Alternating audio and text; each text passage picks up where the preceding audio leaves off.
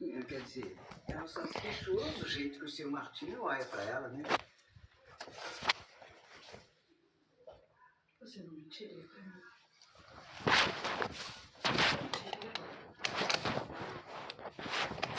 Se tivesse acontecido alguma coisa, você me diria, não diria? Se eu souber de alguma coisa, eu juro que eu volto pra assinar.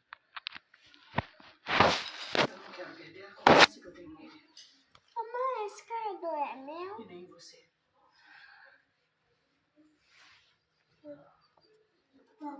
Esse daí. Deixa comigo essa conversa. Sim, senhora. Má, a assinar tá com ciúme dele. Cadê o Bom, meu? sinal que ainda tem amor, né? Eu sempre amei ele, Mar. Sempre. Aqui o Eu seu. aguentaria um deslize desses.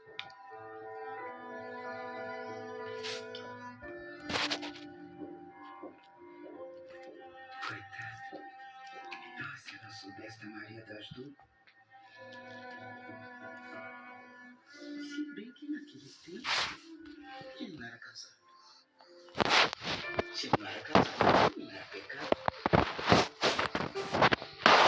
Qual foi o maior número já descoberto na história? E sim, eu sei que se eu falar que o maior número já descoberto foi X, você simplesmente vai falar X mais 1, ganhei. Mas eu quero usar uma definição um pouco mais precisa de descoberto. Eu quero falar sobre qual é o maior número que já foi usado diretamente por seres humanos de uma forma útil. Que inventar números qualquer um pode inventar, né? Meu caro comentarista profissional de YouTube. E nesse caso específico, a utilidade foi provar um resultado matemático. Então o seu número mais 1 não é um número descoberto por essas regras.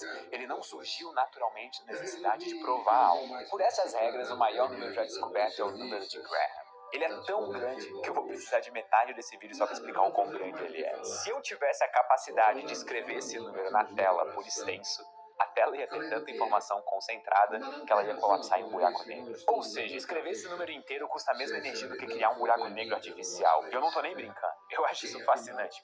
É o primeiro caso de matemática sendo perigosa. Então, como que um matemático conseguiu descobrir esse número e, mais importante, pra quê? Só antes de continuar, eu queria lembrar vocês de uma oportunidade imperdível. A oportunidade de aprender Java, que é uma das linguagens de programação mais populares do mundo, de graça. As inscrições para a imersão Java da Lura começaram e vão até o dia 20. Só antes de continuar, eu queria lembrar vocês de uma oportunidade imperdível. A oportunidade de aprender Java, que é uma das linguagens de programação mais populares do mundo, de graça. As inscrições para a imersão Java da Lura começaram e vão até o dia 26 desse mês, então não demore muito. Serão 5 aulas online totalmente gratuitas para você concretizar o seu primeiro projeto usando Java e melhorar o seu portfólio. Quem sabe até conseguir um upgrade na sua carreira. Se você perder uma oportunidade dessa de estudar na Lura, aprender Java e o melhor de tudo, de graça, eu sinto muito. Então clica aqui no link da descrição para se inscrever. Eu já disse que é de graça. Então de volta ao caso do maior. Como um matemático conseguiu descobrir esse número? E para quê? O matemático em questão se chama Ronald Graham e ele estava estudando padrões em grafos. Os grafos são simplesmente pontos conectados e eles são muito utilizados para representar conexões ou informações. Por exemplo, eu posso fazer um grafo muito simples de um grupo social de 6 pessoas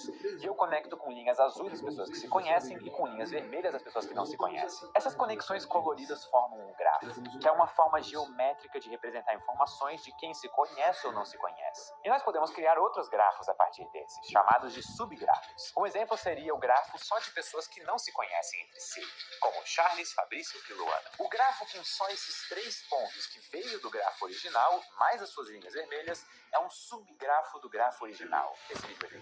A área que o Graham estava estudando é conhecida como teoria de Ramsey, e ela tem como foco os tipos de padrões que são encontrados em grafos grandes. Graham, em particular, estava focado num problema de grafos formados usando cubos em várias dimensões. O exemplo mais simples de todos é um quadrado com todos os vértices conectados, com as linhas pintadas de azul ou vermelho por uma regra qualquer. O segundo exemplo é um cubo com todas as arestas e vértices conectados por linhas pintadas. O terceiro exemplo seria a mesma coisa, só que um cubo de 4 dimensões. Não dá para representar direito numa tela, mas todas as quinas do cubo de 4 dimensões estão conectadas por linhas pintadas ou de azul ou de vermelho. Não importa qual regra nós usamos para pintar as linhas, nós podemos pintar todas de vermelho, todas de azul ou uma mistura das duas cores. A pergunta que o Graham queria responder é a seguinte: quantas dimensões um cubo precisa ter para o padrão de um retângulo conectado da mesma cor ser garantido? Ou seja, qual é o número de dimensões para que esse padrão se torne verificável, independente de como nós vamos pintar o cubo? Em um primeiro momento, o Graham não conseguiu encontrar esse número. Primeiro ele provou que esse número existe. Para isso ele construiu um número enorme, o número de Graham. Um cubo que tivesse o mesmo número de dimensões do que o número de Graham, com certeza teria o padrão do retângulo conectado de uma cor só. Isso prova que existe pelo menos um número no qual esse padrão do retângulo conectado é inevitável. Então como que o Graham construiu esse número? Espero que vocês estejam preparados. Vamos começar revisando as operações matemáticas. 3 mais 3 é igual a 6. Essa é a operação de soma. A próxima operação é a multiplicação, que é a soma feita de forma repetida. 3 vezes 3 é igual a 3 mais 3 mais 3, que é 9. A próxima operação é a exponenciação, que é a multiplicação repetida. 3 elevado a 3 é 3 vezes 3 vezes 3, que é 27. Então, por conveniência, nós vamos apelidar 3 elevado a 3 de 3 seta para cima 3. Você provavelmente só aprendeu até aqui na escola, mas é possível continuar esse padrão de repetir a operação anterior um número de vezes. Por quê? Porque a gente quer chegar no número de Graham. A próxima operação seria fazer 3 elevado a 3 3 vezes, que é 3 elevado a 27, que já dá mais de 7 bilhões. Essa operação o próprio nome também. Ela se chama tetração. Mas nós vamos chamar ela de 3, 2 setas para cima 3. Então, revisando. 3 seta 3 é a operação que repete a multiplicação 3 vezes. 3, 2 setas 3 é a operação que repete 3 setas 3 vezes. E nós podemos continuar isso ainda. 3 setas 3. Ok, vamos lá, calma. 3 setas para cima 3 é repetir a conta de tetração, que deu mais de 7 trilhões 3 vezes. Isso aqui já mal dá para escrever em detalhes, mas eu vou tentar. Imagine uma torre de 3 elevado a 3 com mais de 7 trilhões de andares. É uma torre muito grande. Isso dá um número basicamente impossível de escrever. Agora a gente pega esse número e eleva 3 a si mesmo esse número de vezes. Isso é 3 setas 3. Nós vamos chamar esse número muito grande de G0. 3 setas 3 é chamado de pentação.